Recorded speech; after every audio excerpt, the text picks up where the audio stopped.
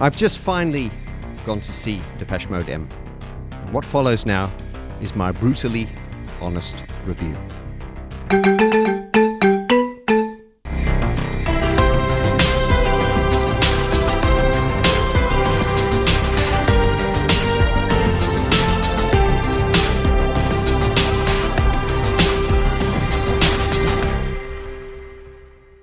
Hello, welcome to the channel. My name's Vaughn. I'm an artist development coach, an artist and a keyboardist for the UK band Mesh. If you're new here, I'm hoping that I will earn your subscription and you will make yourself a part of this fabulous community. Now, before I blaze into this review, I just want to give you the necessary context, especially for those of you who are new here, and just as a refresher for those of you who have been following me. Just remember, I am not a music critic. Remember, I'm very much like you. I'm just a guy who likes music. I love music. I love this band, and I became a producer because of my love for this type of music. Sometimes it's difficult to critique other people's music because, typically speaking, it's like that saying, failed actors become critics and failed musicians become critics of other artists. And the point I'm trying to make is it's very difficult to critique other people's work because you kind of then open the floodgates for people to critique your work, which I encourage and I don't mind. I release music. Not everyone likes it, but those of you who do like it, you love it. And that's the beauty of the world. So within this, understand that I never profess to be an expert. However, what I do promise you is that I will always give you my honest opinion. With that out the way, what did I think of Depeche Mode M? I had very, very high expectations for this.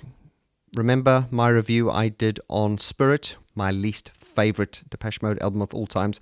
It was then followed up by Spirit in the Forest, and you remember I did that review video which turned into a rant. I was very, very unhappy. So when Memento Mori came out, I was nervous. I was like, please don't give us another Spirit type album. Fortunately, Memento Mori came out and it was significantly better than Spirit. I rated Memento Mori as a good album. I didn't think it was great. Sorry, personal opinion. It was certainly way better than Spirit. And now, when I saw Depeche Mode M was coming and I saw the trailers, I got really, really psyched up and hyped up and excited. And I was also a little bit nervous, but then I looked at the trailers and I thought, okay, Memento Mori was much better than Spirit. And I'm sure, based on the trailers, this just looks really, really good. So I went in there with high expectations. And it did not meet those expectations. Depeche Mode M, in my humble opinion, is good, but it's not great. And I'm going to give you my reasons as to why it was not great. In fact, why I'm a little bit annoyed is because it could have been great, but it wasn't great. It was just good. And I'll give you my reasons as to why I think, personally, why it could have been great. Now remember, there are many factors to this. There are many moving parts. First of all, there is the movie, which is the presentation, the feature. Then there is the band. Then within the band are the members. There's Dave, Martin, Christian, Peter. Then there's the performance. There's the songs. There's the production. So there's a lot to take apart here. Now, it is necessary, for my brain at least, to diagnose these as all separate elements because they are not all the same. Some of the elements are very, very good and some of them aren't. And it's a little bit like the saying, a chain is only as strong as its weakest link. They can all be very strong, but if there's one weak link, it'll break and it can bring down the whole thing. And that's the point I'm trying to make here. So first things first, the actual movie, the actual presentation is good. I like the idea that they did it in Mexico for a change and, not in Europe. And as I explained in my previous video, Mexico has a very passionate, vibrant soul. It also has a very dark side to it.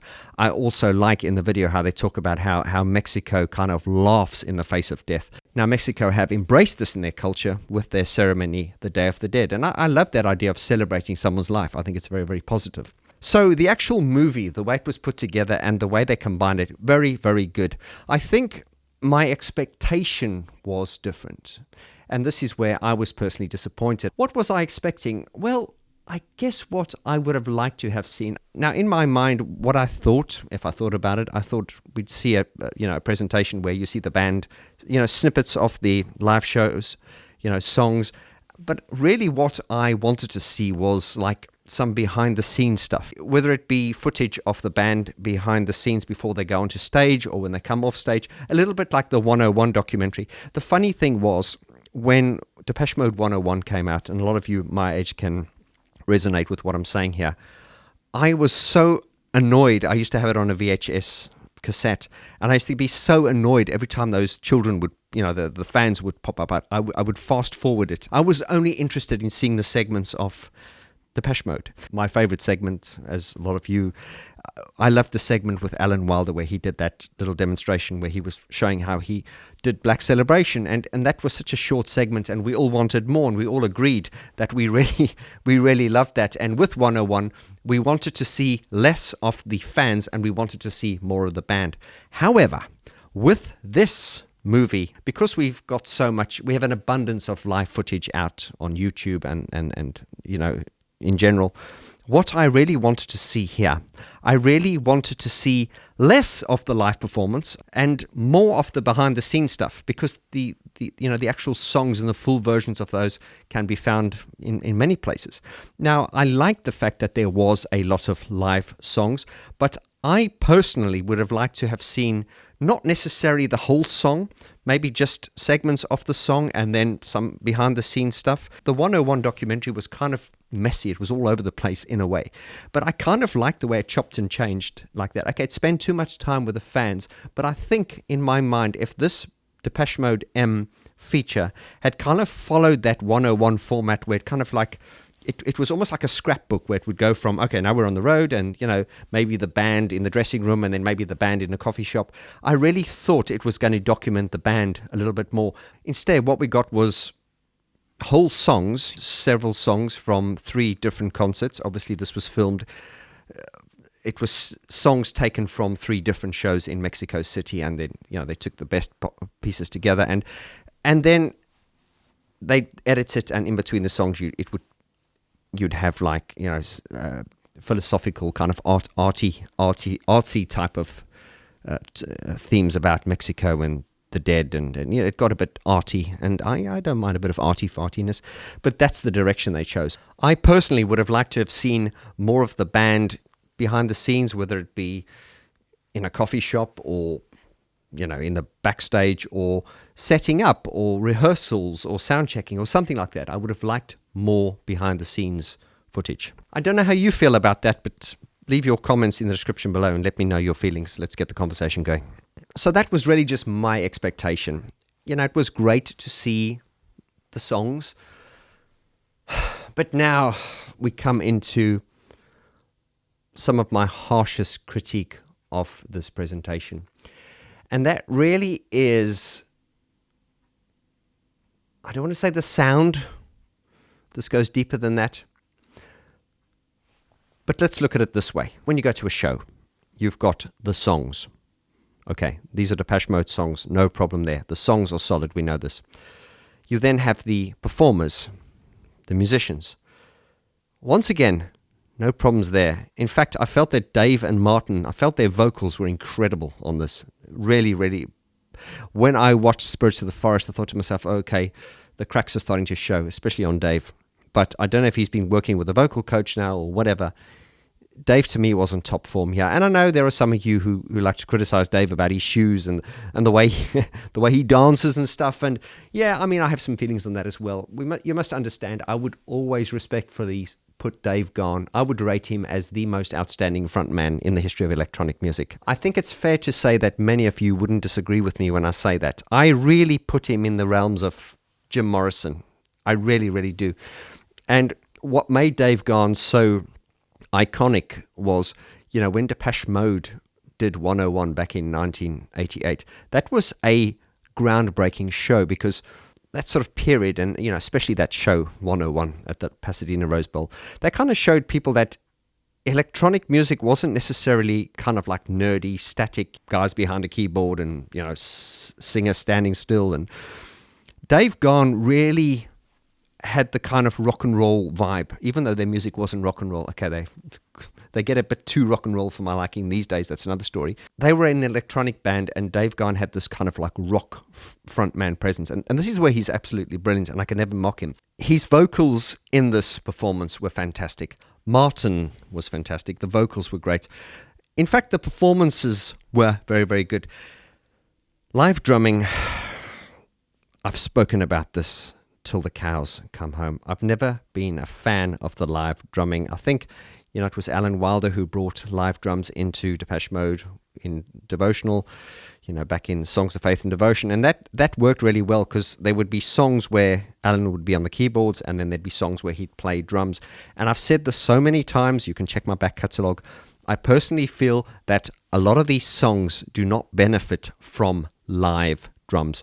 Songs like Never Let Me Down Again, or I Feel You, those songs that have this kind of rock vibe, okay, use the drum kit in those. But, songs like World in My Eyes and everything, I just feel that the drum kit just doesn't work on that. I personally would have liked to have seen Christian every now and then get off onto keyboards, for certain songs, and then take over on the drums for other tracks. But I mean, this is just my personal opinion. Now, I don't want to go on a rant about the drums, because I've been on about this. Watching this yesterday, I thought, and I've often said this, even though I think in my rant video, Spirits of the Forest, I think I called Christian Eigner I called him an epileptic octopus. I did. And how awkward was it for me to realize that in my up-and-coming Depeche Mode piano interpretation shows in Eastern Europe, my tour promoter is actually the same tour promoter that is promoting Christian Eigner's solo shows. Awkward. But I'm not going to backtrack on what I said. I said it before, and I'll say it now. As critical as I've been on Christian, I've always said he's a brilliant drummer. You cannot deny that. But I always felt that he was far too rock-focused for this band. In recent shows, since my last rant, it seems to be better. He doesn't seem to he doesn't do all these fills and unnecessary things. He seems to be a lot more solid. Now, within that, I was listening very intensely to what he was doing yesterday. And he's a fucking brilliant drummer. And, just with his energy and everything. And I give him 10 out of 10 for enthusiasm and for just, he's a brilliant drummer. Could someone just please help me here? It is the sound of the drum kit. This is a fundamental problem for me. You've got this huge production. I think they pack the whole stage into 10 trucks. They've got those stage trucks. This is a huge, huge, huge production. It looks fantastic. You've got Dave, who looks great for his age. You've got Martin, who looks great for his age. They're performing very, very well. They are singing well. The show is brilliant. The sound is what's letting it go. Now, I'm not saying the sound's bad. Now, I watched it here in Tallinn in the Apollo Plaza. It's a state-of-the-art sound system. It's very, very good. And of course, when I was sitting in the theater in the beginning, I was listening to the sound, just on the trailers and stuff. And I thought, okay, the sound is very, very good. As soon as this movie came on, the Depeche Mode M, the sound quality was good. But the point I'm trying to make is there was nothing wrong with the sound in the theater. It's the same general sort of overriding sound I noticed in Spirits of the Forest. Now, and I need some help here from fellow mix engineers and drummers and stuff. I don't know what it is with the sound of that drum kit, because we all know what a drum kit sounds like. It's very hard for me to articulate this, but my biggest problems, and I think it really dawned upon me yesterday when I watched this, and I just thought to myself, Christian's drumming fine. He's solid. I mean, he's giving it energy and he's giving it all that, but it's the sound of the drums. It's like the tops, the cymbals and everything. It's like they've been filtered. Like, it's like they've filtered the tops off. And it's almost as if though the brief has been given to them, okay, we're an electronic band, so we want the feel of live drums, but just I don't know, filter them down so that they don't dominate too much. Now, I don't want to go down a rabbit hole of drum production or all that malarkey. I understand how difficult it is to combine acoustic drums with electronic music. And also, some of you might say, well, why don't they just use a electronic drum kit. Now, electronic drum kits, I don't want to piss anyone off here, but they can look quite lame. There is something about an acoustic kit, just the way it looks and the way just the way it looks and the way it sounds and everything. And as Kerry Hopwood said on one of the behind-the-scenes features I saw, he said one of the main reasons why we use an acoustic drum kit, or Depeche Mode use an acoustic drum kit, is because a acoustic drum kit is more dynamic. And you can argue about this, but it is. It's a little bit like when you have a state-of-the-art digital piano, when you play a state-of-the-art grand piano, an acoustic instrument is always more dynamic. It's such a deep subject, and I do really want to get the discussion going here. I've discussed this with a lot of producers and stuff, and who I respect, and even some of the people who've been involved in Depeche Mode productions, and none of them will go on the record. I won't mention any names, and none of them will come on the record, but a lot of them will agree that the drumming's not great. And once again, and it's not about Christian. It's the way it's executed. It's the way it's mixed. I just don't understand it, and it really, really grates me and frustrates me, because once again, I'm watching this band that are performing really well. The vocals are great, the energy's there, but the sound is just that. It's like, please, somebody it's like someone's thrown a blanket over the drum kit, and it's not cutting through. And also, one of the most important parts of any drum kit, any drummer will tell you this, is the snare. The snare is, as Chris Lord Alge said, the snare is like probably the most, not the most, but one of the most important elements in a rock, in a rock song. Okay, Depeche Mode is not fundamentally a rock band, but there are many, many rock elements to it. The snare sound on Depeche Mode, it doesn't have any crack, sizzle, or pop, or bah, snares give that bah. It's got no character. Listen to that snare. It sounds like a tom. It seems like all the snap has been EQ'd off it. And also, something that is so important, coming back to the snares, if you take songs like, the snares are important. And the reason the snare is often more important than the kick, although everything counts, is because if you listen to songs, think of Never Let Me Down Again. You've got that snare, which they sampled from When the Levee Breaks. But think of the snare on the song Halo. Think of the snare on Wilde Mars. It's that short. Now, you've got this intricate music, and then now they're playing it live on an acoustic kit, and every snare is like boom, boom. And that snare, once again, it's got no sizzle, it's got no crack, it's got no snap. It sounds like a tom. And personally, I just think why not use triggers for the snare sounds? A trigger is where you have, it's a device which is connected to the snare, and you hit it and it triggers a sample, on a sample bank or something. And you could, whenever you hit the snare, you could have the sample from one of the albums. So if you're playing Policy of Truth, have that distinct snare on, which occurs at the same time that he hits his snare, but at the same time you would also have his original snare sound to underpin it. So I can go down a rabbit hole with this, and I think those of you who are musicians and play in bands like this, you will understand what I'm saying. But just listen to other bands in this genre, whether it be OMD or, there are a lot of bands, electronic bands, that use live drummers, and just listen to the drums. The drums here, it's so frustrating, because when you look at this production, there is so much money thrown at this production. There is so much talent on that stage. Those drums just aren't cutting through. It's like they're buried. It's like they've been EQ'd down. Another huge point of contention for me of keyboard sounds. And I remember we had the old iconic Depeche Mode. I mean, even that cheesy sound from Everything Counts. That is, of course, Martin's part. And we can just segue slightly.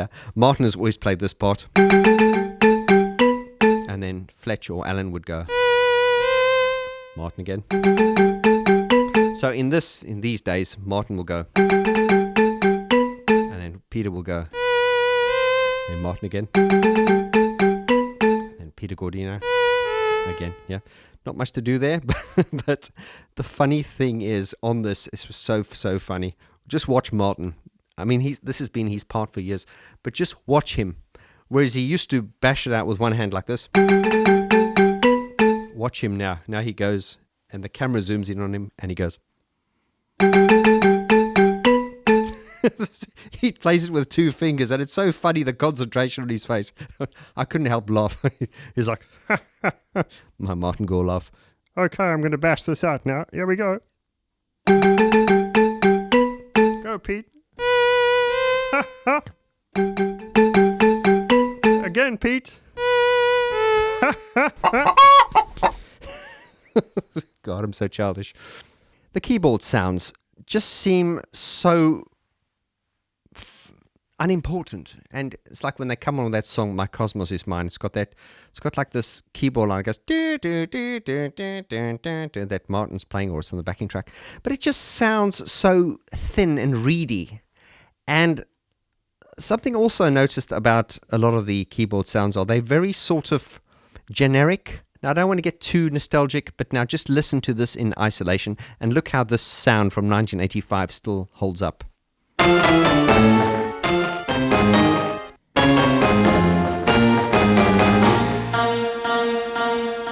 I mean, you know, please, some of you are going to say I'm stuck in the past.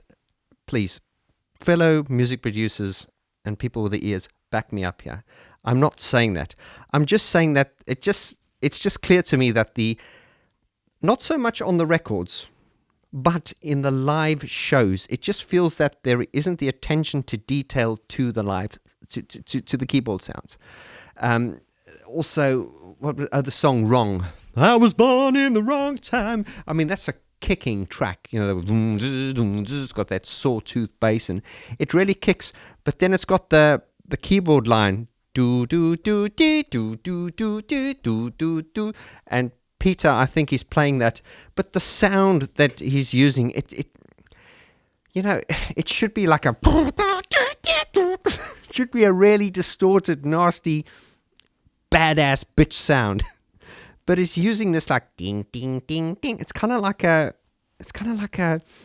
sounds quite Erasure-ish, and I love Erasure, but this isn't Erasure. But it's kind of a plinky plonky. So I just feel that a lot of the sounds that are used in the live shows, like there's the choir, the choir sample, which is used in Enjoy the Silence, and of course, Enjoy the Silence, I love it. But they always, whenever they do a live show, they get to that break, and it just goes overboard. You go, okay, here comes the drum solo. I'm gonna zone out for a while, and then. You know the break I'm talking about. And then it comes back in with the choir sound that,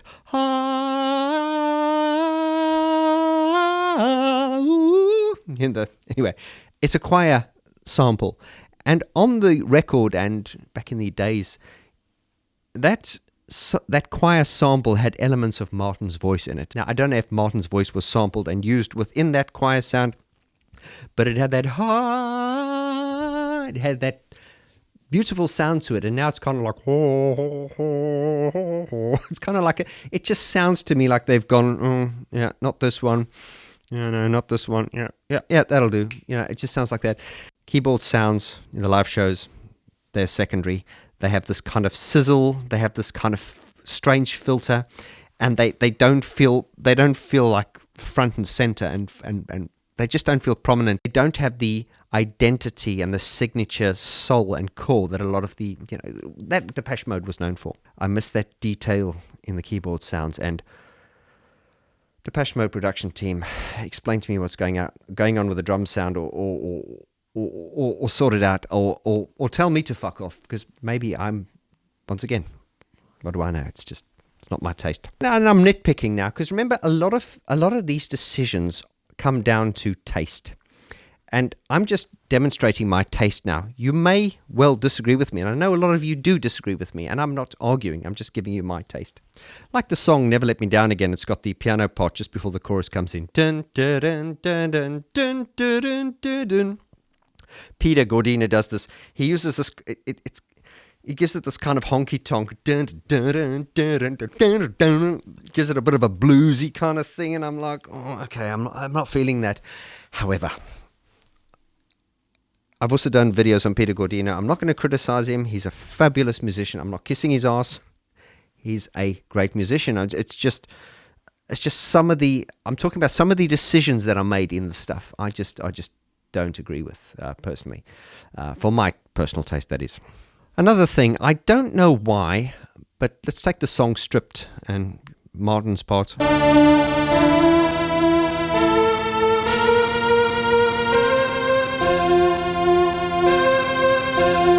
a beautiful. It just gives me goosebumps every time. I don't know why they decided to transpose the song a semitone lower. Now, for those of you who aren't musicians, sometimes what a band will do is, for a live show, they will sing the song in a lower key. Just because sometimes, when you're doing a 2-hour show, you lower the pitch just so it's a little bit easier to sing. Now, having said that, come with me into the trees, even in the normal pitch, it's not a high song to sing. Now, Dave Gahan hasn't got a huge vocal range. He's got a very distinct voice, but he doesn't have a high voice. The point I'm trying to make is I don't know why, with Stripped, they decided to transpose the song and play it a semitone lower. So the original key of Stripped is... But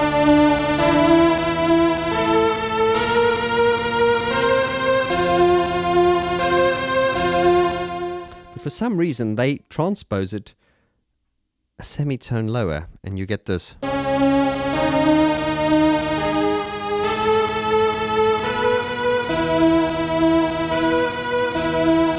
You hear? As opposed to...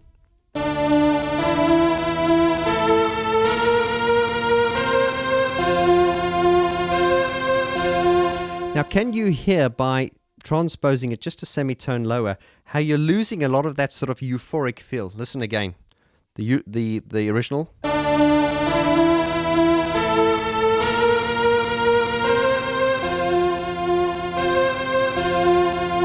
then the transposed.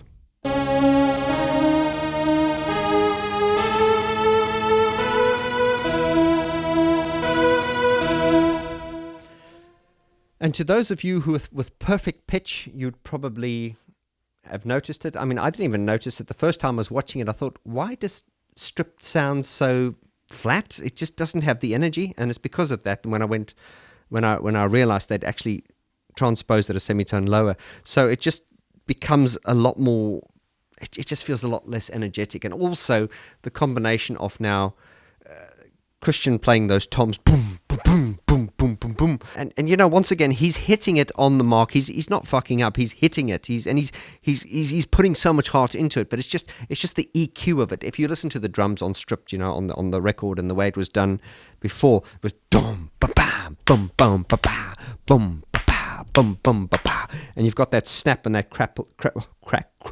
You've got that snap and that sizzle and that snap on the snare.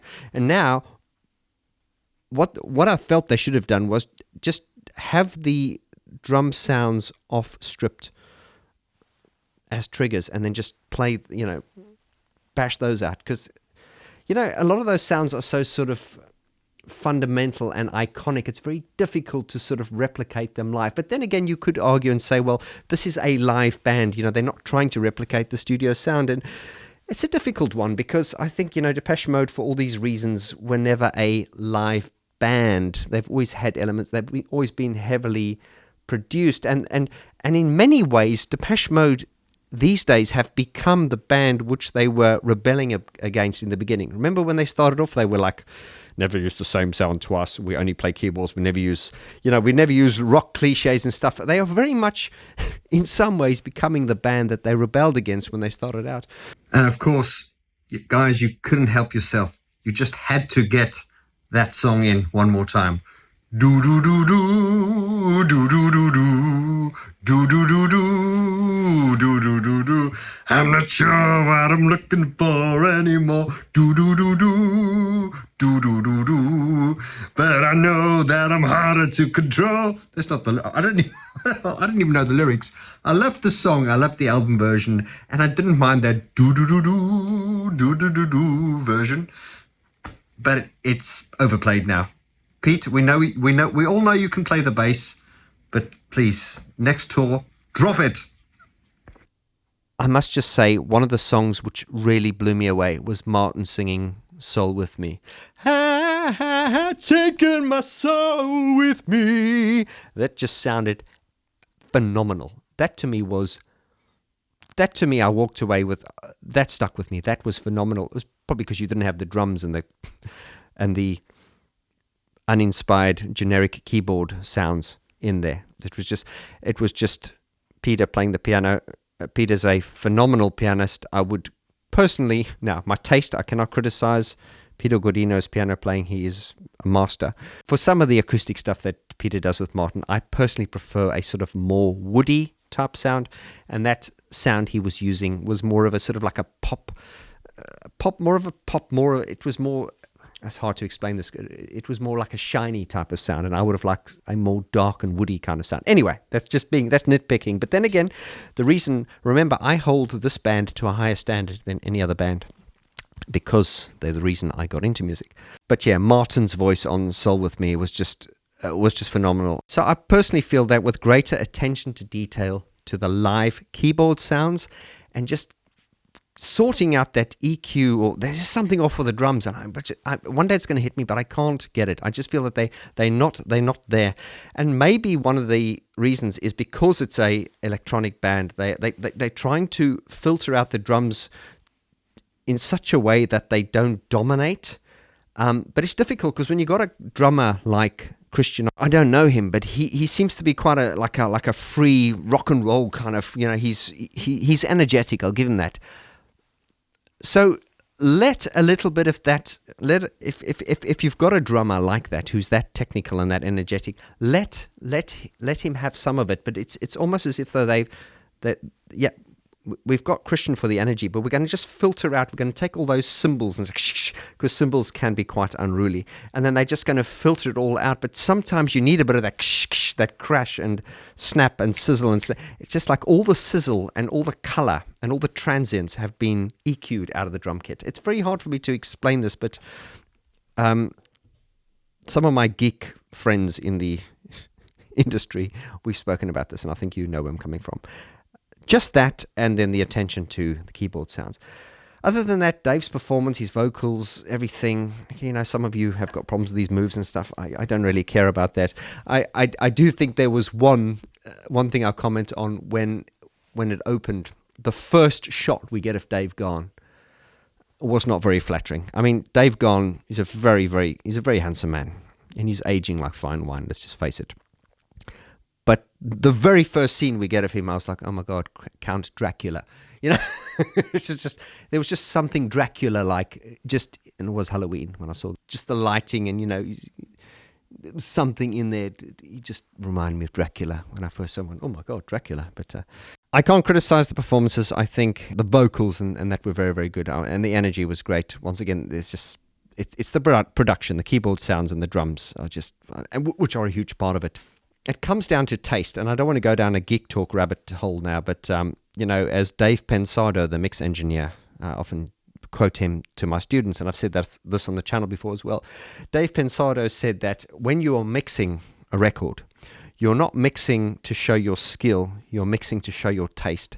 And a lot of what we do as artists, the sound palette we use and everything, is to do with taste. And also, just on a sort of final note, I don't feel that the presentation or the release as a whole really captured the sort of energy and the real sort of presence of the Mexican fans. I mean, that is something I picked up on. I know how passionate they are, and I just didn't feel all that.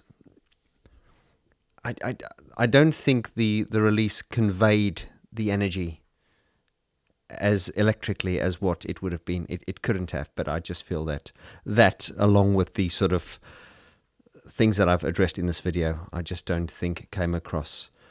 In fact, if you were to take a friend to this Depeche Mode M for the first time, and you were to say to them, look, there's this great band called Depeche Mode, and I want to bring you to this feature called M, it'll show you what the band's all about. I don't think it really presents the band in their best light. I think it's certainly a lot better than Spirits in the Forest, but with all the things that I've sort of gone into detail about, I feel that it fails to capture the energy and the raw essence of what this band is all about. So I think generally it was good, but I don't think it was great. Now, if you're still there, my friend, If you've put up with it this long, you've obviously got things to say. So I would like to hear your comments. By all means, tell me I'm wrong or whatever. Give me your opinion. Let's get the conversation going. Subscribe, like, all the good stuff. Share the video. Appreciate your support. I'll see you on the next video. Lots of love. Adios.